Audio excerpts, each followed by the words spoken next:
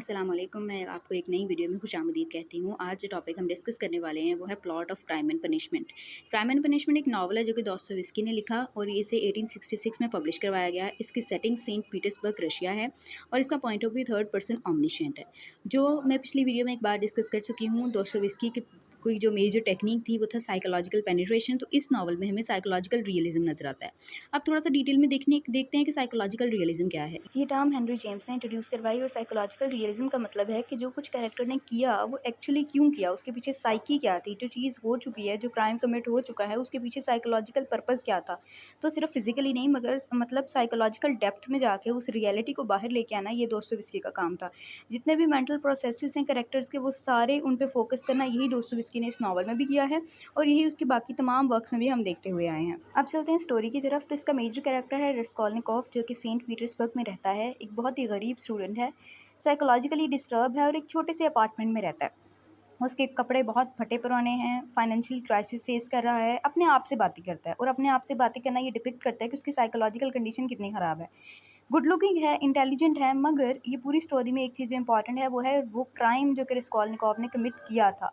क्यों किया था, क्या रीज़न थी, क्राइम था कौन सा, ये सारा हम लोग प्लॉट में आगे डिस्कस करेंगे। मगर क्राइम एंड पनिशमेंट का जो मेजर कैरेक्टर है वो रास्कोल्निकोव है। और दूसरा मेजर कैरेक्टर हमें नज़र आती है यहाँ पे एलियोना। एलियोना एक बूढ़ी औरत है, उसी बिल्डिंग में रहती है जिसमें रास्कोल्निकोव रहा करता था। लोगों से वो पुरानी चीज़ें परचेज़ कर लेती है और उन्हें इन रिटर्न जो है वो पैसे दे देती है। In reality she was a tiny elderly pawnbroker. Pawnbroker है वो एक मतलब उसके उन लोगों से जो है ना, उनकी जितनी पुरानी ट्रेडिशनल चीज़ें हैं वो लोगों से खरीदती है और उनको थोड़े से पैसे दे के फ़ारिग कर देती है। मतलब इसमें इसका फ़ायदा हो जाता है और लोगों को भी पैसे मिल जाते हैं। तो लियोना जो है वो पूरी बिल्डिंग में फ़ेमस थी चीज़ें बेचने और ख़रीदने के लिहाज़ से। जिस बंदे को भी कुछ बेचना होता था ना, वो इस औरत के पास जाता था और अपनी चीज़ बेच के जो है वो उससे पैसे ले लेता था। रास्कोल्निकोव भी स्टोरी स्टार्ट होती है, वो अपने फादर की घड़ी बेचने के लिए इसके घर जाता है और इसके अपार्टमेंट को बहुत गौर से देख लेता है, कौन सा कमरा किधर है, कौन सा कमरा किस साइड पे है, घर कैसा बना हुआ है, कहाँ से एंट्री है, कहाँ से एग्जिट है, सब देख लेता है। इसके बाद वो एक बार में चला जाता है। बार में उसे मिलता है मार्मेलाडोव। मार्मेलाडोव इसका तीसरा कैरेक्टर है। मार्मेलाडोव जब उसे मिलता है ना, वो ड्रंक होता है, अपनी जॉब छोड़ चुका होता है और 5 दिन से बार में ही बैठा होता है। वो रास्कोल्निकोव को बताता है अपनी बीवी के बारे में, अपनी बेटी सोनिया के बारे में और कहता है कि इतने फाइनेंशियल क्राइसिस हैं कि मेरी बेटी सोनिया ने प्रोस्टिट्यूशन स्टार्ट कर दी है, मतलब वो प्रोस्टिट्यूट बन चुकी है। वो जो है अपने घर के अखराजात पूरे करने के लिए अब प्रॉपर इस चीज़ को प्रैक्टिस कर रही है। मतलब वो इतने बुरे हालात में था, इस वजह से उसकी जॉब चली गई है और वो अब अपने घरवालों को मुँह नहीं दिखा सकता। 5 दिन से वो बार के अंदर ही बैठा होता है। उसके बाद रास्कोल्निकोव डिसाइड करता है कि चलो मैं इसके घर जाता हूँ और सारी कंडीशन देख के आता हूँ। वो जब जाता है तो वो फाइनेंशियल क्राइसिस वहाँ पे देखता है कि उसकी बीवी बीमार है मार्मेलाडोव की। अगले दिन रास्कोल्निकोव को ना एक ख़त मिलता है अपनी माँ की तरफ से कि तुम्हें डनिया और लुज़िन मिलने आ रहे हैं। अब डनिया कौन है? डनिया उसकी बहन है रास्कोल्निकोव की और लुज़िन उसका जो है वो फियांसे है। लुज़िन एक गवर्नमेंट ऑफिसर है, ठीक है? और डनिया के साथ एंगेज्ड है। वो दोनों अब इसे मिलने आ रहे हैं। रास्कोल्निकोव जो है वो दोबारा से बार में जाता है और फिर वहाँ पे बार में बैठे-बैठे ना उसे एक स्टूडेंट की आवाज़ सुनाई देती है। वो कहता है कि बहुत सारे लोग खुश हो जाएँ अगर वो ओल्ड लेडी जो है ना, वो जो पॉन ब्रोकर है, वो मर जाए। अब जब उसे ये पता लगता है ना, तो पता नहीं क्या उसके ज़हन में आती है कि मैं इसे मार देता हूँ कि लोग तो खुश हो जाएँगे। वो घर आता है और अगले दिन उसे पता लगता है कि वो जो ओल्ड लेडी है ना, वो अपने घर में अकेली है। तो उसे ऐसे ज़हन में एक प्लान सूझता है, वो घर जाता है वापस और वहाँ से एक एक्स लेता है, एक कुल्हाड़ी लेता है और उसे अच्छे तरीके से सजाता है ताकि वो उसके घर जाके सेल कर सके। जब उस पूरी कुल्हाड़ी को सजा लेता है ना, फिर वो ओल्ड लेडी के घर चला जाता है और उसे अब ये भी यकीन है कि वो घर में अकेली होगी। पर जब उसके घर जाता है ना, वो देखता है कि उसकी बहन भी आई हुई है, तो वो उसी रात उस ओल्ड लेडी को भी मार देता है और उसकी बहन को भी मार देता है। मतलब पता नहीं उसके ज़हन में क्या आती है, क्या साइकोलॉजिकल कंडीशन होती है कि वो उन दोनों को कत्ल करके वापस घर आ जाता है। उसने उस रात 2 कत्ल किए, उसके बाद वो वापस आ गया, आके वो सोफ़े पे बिल्कुल गिर गया। उसने ये छोटे-छोटे ना एक एब्सर्ड से इवेंट भी इसमें होंगे जिसकी हमें समझ नहीं आएगी। 2 पेंटर्स हैं, वो आपस में बाहर लड़ रहे थे। अगली सुबह वो उठता है, उसे एक पैनिक अटैक आता है कि मैंने रात को क्या कर दिया था, क्योंकि दरवाज़े पे पुलिस आई होती है और उसे लगता है कि वो पुलिस मुझे ही पकड़ने के लिए आई है।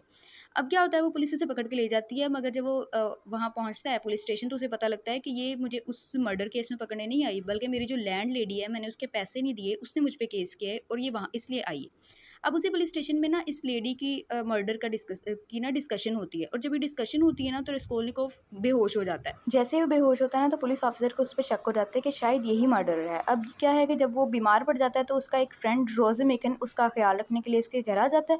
अगली सुबह डॉक्टर और एक पुलिस ऑफिसर उसके घर पे आते हैं। पुलिस ऑफिसर एक्चुअली डिटेक्टर होता है जो बस ये ऑब्जर्व करने आया होता है कि क्या चल रहा है। जब वो उस लेडी का ज़िक्र करता है ना, तो रास्कोल्निकोव का रंग उड़ जाता है और ये बात पुलिस ऑफिसर नोट कर रहा था। अब उसे अगले दिन पता लगता है रस्कोल्निकोव को, जैसे वो थोड़ा बेहतर होता है, कि मामेलोडोव की एक एक्सीडेंट में डेथ हो गई है। इस वजह से वो उसके घर जाता है उसके फ्यूनरल वगैरह के लिए, और वहाँ उसे सोनिया पहली बार मिलती है। और फिर वो वहाँ के हालात देखता है, बहुत पैथेटिक होते हैं, फाइनेंशियल क्राइसिस होते हैं, तो उसे 20 रबल दे देता है एज़ सिम्पैथी उनकी फैमिली को, मामेलोडोव की फैमिली को, कि चलो ये तुम लोग मेरी तरफ से रख लो, मतलब उनकी मदद कर देता है। मामेलोडोव की तो डेथ हो जाती है, पर वो सोनिया से मिल चुका होता है। उसके बाद वो डनिया को कहता है कि ना, वापस आके कहता है कि तुम लुज़न से ब्रेकअप कर लो, मतलब मुझे नहीं अच्छा लगता लुज़न, तुम्हारी उससे एंगेजमेंट हुई है, तुम उसे छोड़ दो। क्योंकि रोज़ोमिखन जो है ना, मतलब जो उसका दोस्त, वो उसकी बहन डनिया में इंटरेस्टेड होता है। रिस्कोल्निकोव जो होता है, उससे अब मर्डर की इन्वेस्टिगेशन स्टार्ट हो जाती है, उस ओल्ड लेडी के मर्डर की, क्योंकि जैसे ही पुलिस ऑफिसर को शक हो जाता है, उससे सवाल जवाब पूछना शुरू कर देता है। अब उस इन्वेस्टिगेशन ऑफिसर का नाम होता है प्रॉफ्री, ठीक है। अब यहाँ पे एक नया कैरेक्टर यहाँ ऐड होगा, दैट इज स्विड्रिग्लोव। स्विड्रिग्लोव कौन था? वो डनिया का मालिक था, जहाँ पे डनिया काम कर रही होती है। स्विड्रिग्लोव मिलने आता है रेस्कोल्निकोव को, और उसे आके कहता है कि लुजिन डनिया के लिए ठीक आदमी नहीं है, और तुम इन दोनों की एंगेजमेंट जो है वो ख़त्म करवा दो। रात को सारी फैमिली डिनर पे जाती है, और वहाँ पे ना लुजिन की और स्कॉलनिकॉफ की लड़ाई हो जाती है, और डनिया गुस्से में आकर वहीं पे अपनी एंगेजमेंट तोड़ देती है और रेस्टोरेंट से बाहर आ जाती है। रोजन मेकिन जो होता है ना, उसे कहीं न कहीं ये शक पड़ जाता है कि रस्कोल्निकोव ही मर्डरर है, ठीक है? अब उसके बाद ये दोबारा से ना जो मार्मेलाडोव है उसके ना डेथ के बाद दोबारा सोनिया के घर जाते हैं, और वहाँ पे जाके ना एक बात पता लगती है कि जिस ओल्ड लेडी को रस्कोल्निकोव ने मारा था, उसकी जो बहन थी वो सोनिया की रिश्तेदार थी। अब वहाँ पे लुज़िन भी मौजूद होता है, और वो जानबूझ के रस्कोल्निकोव को सताने के लिए ना सोनिया पे इल्ज़ाम लगा देता है कि इसने चोरी की है, जस्ट टू टीज़ रस्कोल्निकोव। मगर उसके बाद सबको पता लग जाता है कि ये उसने गलत इल्ज़ाम लगाया था, सोनिया ने ऐसी-वैसी कोई चोरी नहीं की। वो सिर्फ़ आया था लुज़िन अपना बदला लेने के लिए रस्कोल्निकोव के साथ, कि इसने अपनी बहन की एंगेजमेंट मुझसे ख़त्म की है, तो मैं भी इसकी जो सोनिया के लिए अफ़ेक्शंस पैदा हो रही हैं, इसलिए मैं सोनिया को अक्यूज़ करूँगा कि इसने कोई चीज़ चुराई है, और लोग फिर उस पे इल्ज़ाम लगाएँगे। उसके बाद उसी जगह पे ना रस्कोल्निकोव जो सोनिया के सामने अपना क्राइम कन्फेस कर लेता है कि हाँ, मैंने ही उस ओल्ड लेडी को मारा था, और उसके बाद ये खबर आती है कि सोनिया की मदर की डेथ हो गई है। स्विड्रिग्लोव कहता है कि मुझे पता लग गया कि तू मर्डरर हो, क्योंकि वो सोनिया की और उसकी सारी बातें सुन लेता है। स्विड्रिग्लोव कौन था? वही उसकी बहन का बॉस। स्विड्रिग्लोव डनिया को किडनैप कर लेता है, और उसे रेप के थ्रेट देता है कि तुम मुझसे शादी नहीं करोगी तो तुम्हारी ज़िंदगी मैं ख़राब कर दूँगा। पर डनिया जब किसी भी तरीके से नहीं मानती ना, तो उसे यकीन हो जाता है कि मैं डनिया को इस दुनिया में हासिल तो नहीं कर सकता। तो स्विड्रिग्लोव डिसहर्ट होके ना सुसाइड कमिट कर लेता है, मतलब उसका कैरेक्टर यहीं पे ख़त्म हो जाता है। प्रॉफ्री उस उतनी देर में आ जाता है, वही जो आपका इन्वेस्टिगेशन ऑफिसर था, वो आके स्विड्रिग्लोव को रेस्कोल्निकोव को कहता है कि तुम अपना क्राइम कर लो, एक्सेप्ट कर लो, कन्फेस कर लो, क्योंकि मेरे पास कोई ऐसा क्लू नहीं है जिसकी वजह से मैं तुम्हें पकड़ पाऊँ, मगर अगर तुम ऐसा करोगे तो फिर मैं कोशिश करूँगा कि तुम्हारी सज़ा कम से कम हो। तो रेस्कोल्निकोव ऑलरेडी एग्री हो चुका होता है कि मैं अब ये अपना क्राइम कन्फेस कर लूँगा, क्योंकि मेरे दिमाग में ऑलरेडी इतना कुछ चल रहा है कि मैं इस क्राइम के साथ ज़िंदा नहीं रह सकता। वो आखिरी बार अपनी माँ से, डनिया से, सोनिया से मिलता है। अब नॉवल में 1.5 साल बाद दिखाया जाता है कि वो साइबेरियन जेल में है, और सोनिया उससे रेगुलरली मिलने आती है। उसे 8 साल की जेल हुई थी, और डनिया ने रोज़ोमिखन से, यानी कि जो रस्कोल्निकोव का दोस्त था, उससे शादी कर ली थी। रस्कोल्निकोव ने में भी उस ना जेल में रियलाइज़ किया कि मुझे सोनिया से मोहब्बत है, मेरी अफेक्शन उसके लिए है। उसमें उसकी पर्सनैलिटी में बहुत चेंज आया, उसके आइडियाज़ में बहुत चेंज आया, और इस नॉवल का एंड जो है वो रस्कोल्निकोव के गिल्ट पे होता है कि मैंने उसका मर्डर क्यों किया, अगर मैं ना करता तो 8 साल मेरी ज़िंदगी के ज़ाया ना होते। मतलब उसने एक क्राइम कमिट किया, उसके बाद उसे पनिशमेंट भी मिल गई, एट द एंड रियलाइजेशन भी हो गई। सो उम्मीद करती हूँ कि आपको ये नॉवल की समरी समझ आई होगी, और इस तरह की बहुत सारी इन्फॉर्मेटिव वीडियोज़ के लिए हमारे चैनल के साथ कनेक्ट रहें। Thank you.